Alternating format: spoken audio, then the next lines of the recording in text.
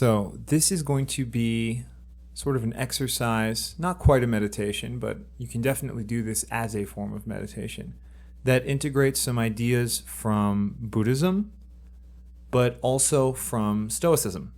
So these are two philosophies that have influenced a lot of my mindfulness practice, and I think that combining the two is very doable. So there's this idea in Buddhism of metta, and one of the ways you practice metta is by deliberately thinking compassionate thoughts about other people. So you're basically exercising your ability to deliberately think a certain way. Now, this is also to feel a certain way, and this is also to kind of embrace an aspect of your nature and an aspect of your mind that maybe doesn't always show up in your day-to-day. This is this desire that you want other people to do well. That has nothing to do with your own success, but we all feel that to some extent. We sometimes are happy when we see somebody else do well. Everybody sort of experiences either flickers or kind of a constant sense of this throughout their day. And Stoicism has an exercise called negative visualization. Negative visualization. And what that is you deliberately try to picture a bad scenario that is worse than something you're currently experiencing to help you, among other things, appreciate what you've gotten to feel better. So an example might be you're having a frustrating day at work, and if you've trained negative visualization a little bit, you might have a brief flicker of, well, I could be unemployed, right? That's very easy and very true, right? Being unemployed might be worse than your job currently is, and that might make you appreciate being employed for an hour. You might think to yourself, well, this is bad, but it could be worse. My boss could be abusive, for example. And it doesn't necessarily mean that you'll stop wanting to make your situation better, but it does take a lot of the sting out of bad situations.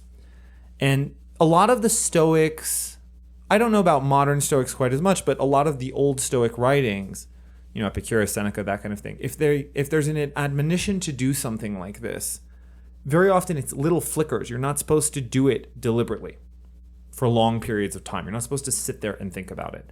But actually, I found in my own practice that it is very useful to have some sessions where you sit and deliberately consider bad possibilities. Now, I'm going to do this sort of as a guided meditation, but this is just to give you some examples that apply to me. Different people have different situations. Different people view different things as bad.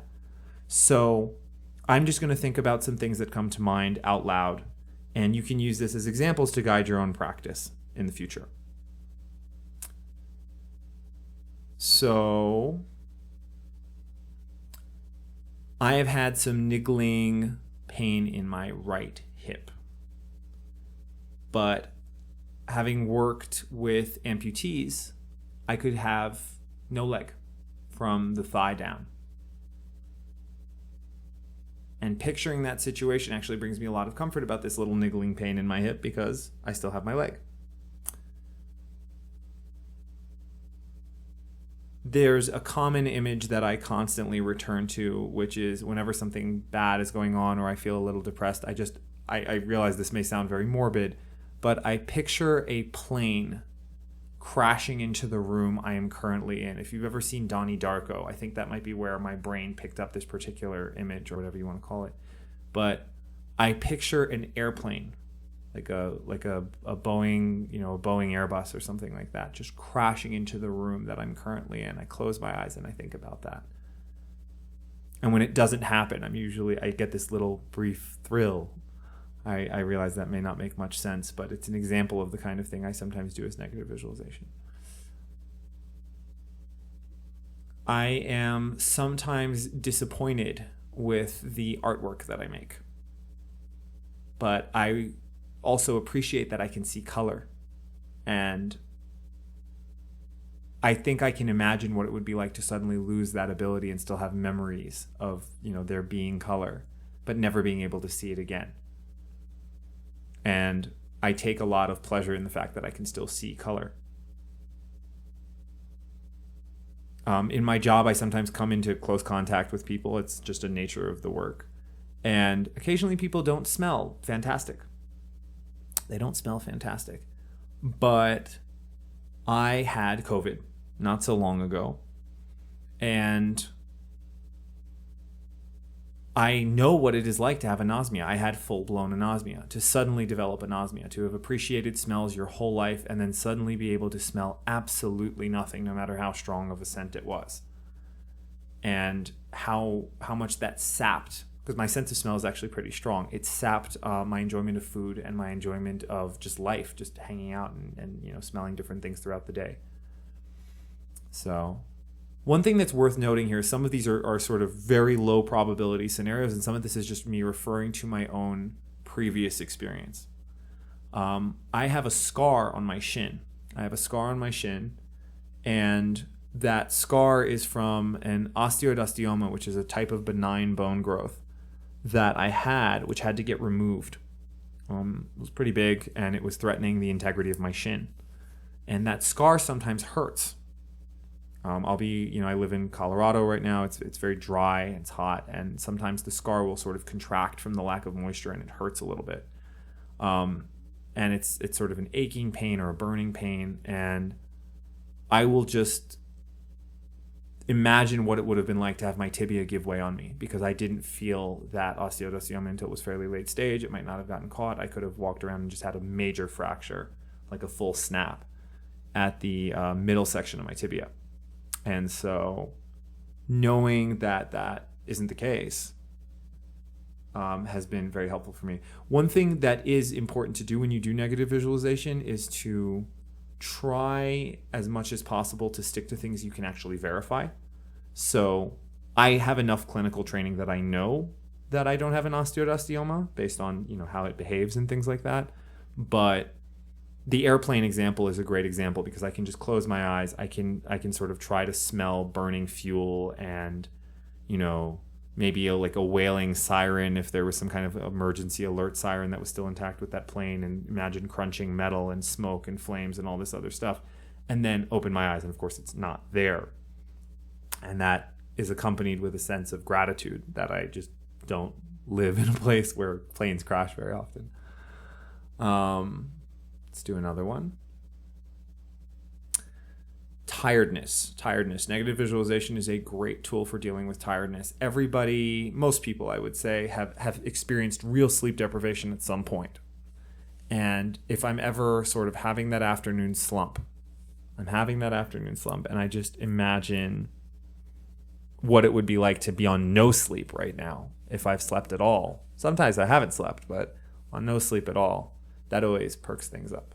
So this is a way you can sort of do negative visualization, but now let's take some time to actually do it as a meditative exercise. So you're going to sort of just stick to things that you have sensory awareness of. So, for example, imagine what it would be like to suddenly lose one eye. Close one eye.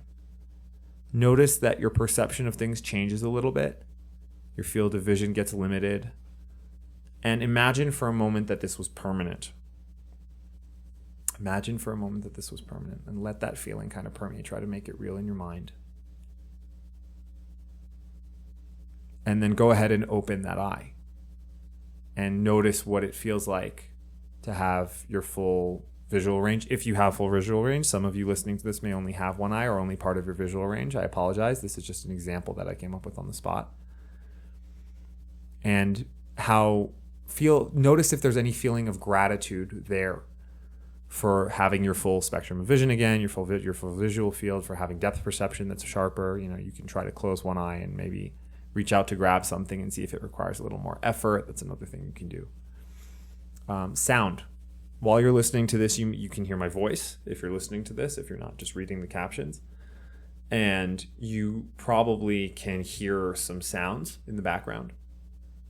This may just be the general hum of your neighborhood. This could be some noises at your office. This could be traffic, whatever it is that you hear. And some of those sounds may not even be pleasant, right? If you're in traffic, you could be hearing car alarms and things like that, honking, who knows. But I want you to imagine for a second absolute silence. Absolute silence. And now imagine that you will never be able to hear again. Try to just focus on other sensations for a brief second.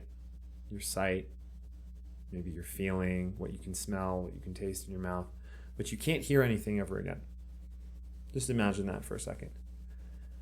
And then do something little. Snap your fingers, something like that. Or just pay a little bit more attention to the noise around you. And see if there's any feeling of gratitude there.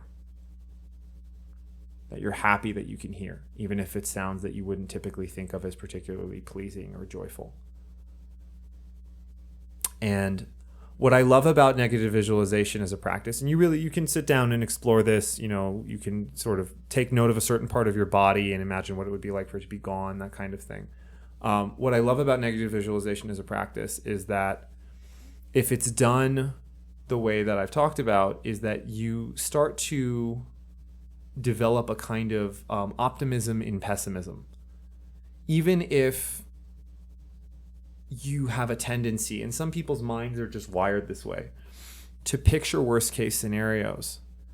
If you aim your mind at worst case scenarios that you can verify not to be the case, you can sometimes get a real sense of happiness out of the fact that the worst has not occurred. And you may be surprised to find, if you sort of let the reins go and just let your brain imagine bad scenarios, what you consider to be bad. Right? There's always the common situations, right? People think about being lonely. Maybe you'll imagine something like, being like, having to deal with like, deep water or, darkness or some other kind of classic human fear. But what you may find out is something about your own mind. I am somewhat afraid of planes crashing into my room without my control.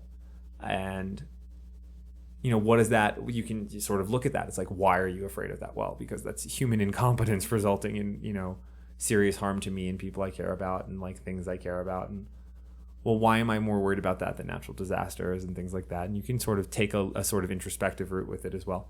Anyway, I hope that this was interesting. If you are a Stoic, I highly, highly, highly recommend taking a look into Buddhism. You will find a lot of useful practices there, I imagine, and potentially some interesting points philosophically. Similarly, if you are already on the Eightfold Path, you consider yourself sort of a practicing Buddhist, take a look at Stoicism, because both are very complementary, and I think that integrating them has been a fun experience and very useful to me and useful to other people I know who have explored both. And have a good day. I might add that this is not necessarily best suited for people who are very high in anxiety. If you're a person who you tend to spiral out of control and contemplate potential bad scenarios, this might not be the best drill for you, but it is a really, really good one if you're a person that you find yourself a little bit apathetic. I find that that's a good time to deploy this for me is if I'm feeling a little bit sort of jaded, apathetic, tired of how things are running. I just remind myself that I could be living a few hundred years ago and things could be much, much worse and I could have dysentery or something like that. And I find that is helpful. The other thing that I would offer you to try doing is really focus on the feeling that those thoughts and then verifying that hypothetical scenario hasn't happened creates. It's the feeling. It's this feeling of being happy with what is. And the third thing that I thought I'd add at the end is that the third thing that I thought I would add is that these don't have to be physical ills. So, for example, if you are a person who has, you've never really done very serious bodily harm to somebody else, and you know that you would feel terrible if you did. Accidentally, on purpose, it's not the issue. Imagine what it would be like to suddenly have found out that you really, really hurt somebody else physically, very badly. And then note how it feels to know that you didn't.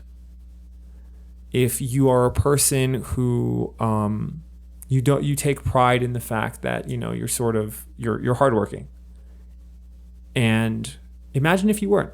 Imagine if you wanted to be and you weren't. Any personal aspect of yourself. This doesn't always have to be a physical thing. It can be a mental thing. Imagine if there's like a place that you know that you never want to go back to and you don't have to. Imagine if you had to go back there, you can do that and then remind yourself that you don't have to anymore. There are a lot of ways to do this that aren't about physical suffering, although physical suffering is a very useful tool for this one. I think that unfortunately in modern culture and a lot, and especially in the Western world, there's this sort of, we look at pain as if it's all bad, but actually pain can just be an indicator that things are functioning well. And, you know, I have this, as I mentioned during this thing, this little niggling hip thing. Well, I also been biking, 30 or so miles a week, and I just went for a run. It could just be that my hips are talking to me and letting me know that something's going on. And maybe I need to do a little bit of exercise that's specifically targeted at that area, whatever it is. Don't limit yourself to physical suffering. Don't limit yourself to mental suffering. Try to make these images real in your head if you can, and then note that they're not real. The point here is also to let go of our tendency to sort of just imagine bad scenarios and get anxious about them. You can imagine a bad scenario and then just note that it isn't the case now, right here, sitting on the cushion or listening to this in the car, wherever you are. So yeah, have a good day. And think about something bad happening that isn't happening and note that it's not happening. If you want the short version. Hope you're all well. Bye. Thank you for watching. If you like this video, go ahead and hit that like button. If you found it useful, please consider subscribing so that you can see more content like this. If you have any questions or comments, feel free to put them down below. Have a good one.